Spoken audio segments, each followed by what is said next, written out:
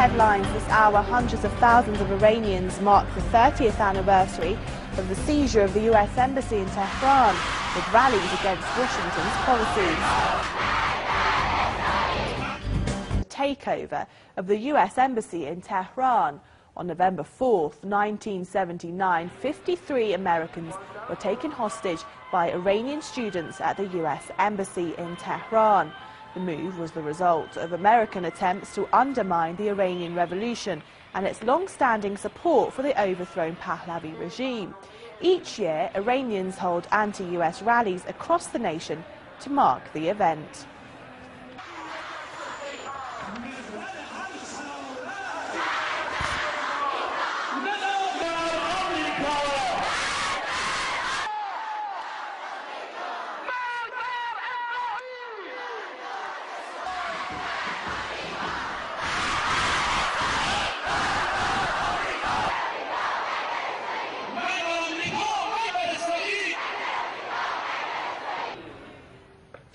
A leading Iranian parliamentarian has criticised the US for what he calls his aggressive policy toward Iran.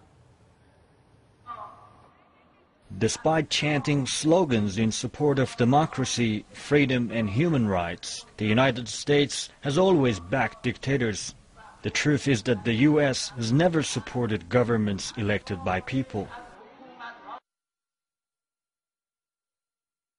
Ardel made the remarks on the 30th anniversary of the US Embassy takeover in Tehran. He said Washington should stop threatening Tehran with sanctions over its nuclear program. Ardel said the US sanctions in the past 30 years helped Iran become more self-sufficient. The former parliament speaker said the Iranian nation will never forsake its legitimate right to peaceful nuclear energy. Meanwhile, small groups of supporters of defeated presidential candidates have held a rally in central Tehran. The rally took place at Haftatir Square, which leads to the former US Embassy compound. The protesters were chanting anti-government slogans.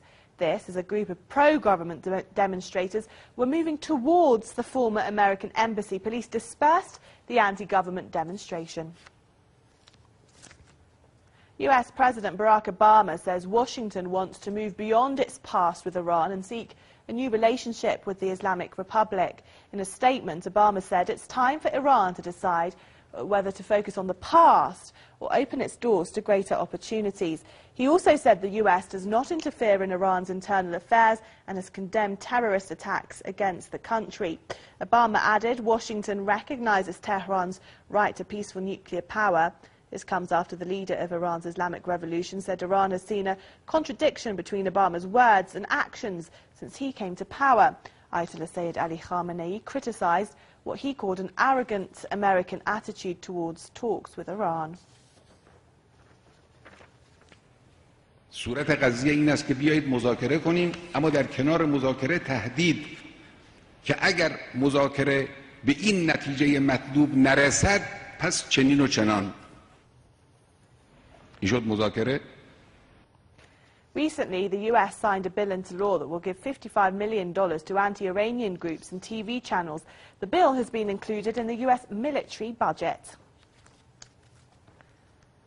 Two of the Middle East's top satellite operators have taken Iran's Arabic-language news channel, Al-Alam, off the air. Saudi-based Arabsat and Egyptian-run Nilesat have decided to drop Al-Alam without explaining why.